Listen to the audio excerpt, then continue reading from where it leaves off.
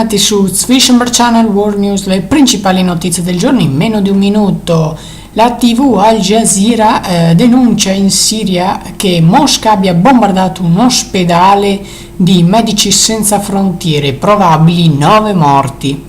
Il Papa si rivolge agli Indos chiedendo perdono, il mondo ha bisogno di voi. Borse, i listini europei sono in rialzo e Mario Draghi rilancia. Su calo banche pesa la percezione delle nuove regole. A Napoli c'è stata un'esplosione in un locale di piazza, 2 feriti lievi.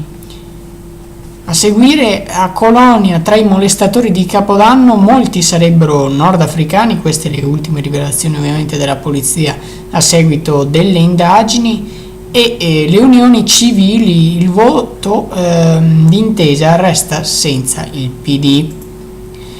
Il giornale, le principali adesso notizie dalla prima pagina dei giornali. Il giornale ci aspettano altre tasse, intitola il giornale. La Repubblica, Egitto, Giulio tradito dai dossier finiti nelle mani dei 007. Il Tempo, 4 anni in ostaggio, e si riferisce ovviamente ai 2 fucilieri nostri in India. Quotidiani internazionali, Le Figaro, le spectre della crise pleine à nouveau sulle zone euro. Lo spettro della crisi torna sulla zona euro. A seguire abbiamo The Times, I strikes threaten peace deal in Syria. Gli attacchi aerei minacciano appunto la pace in Siria. E il País, Aguirre insegna il cammino a Rajoy y dimette per la corruzione.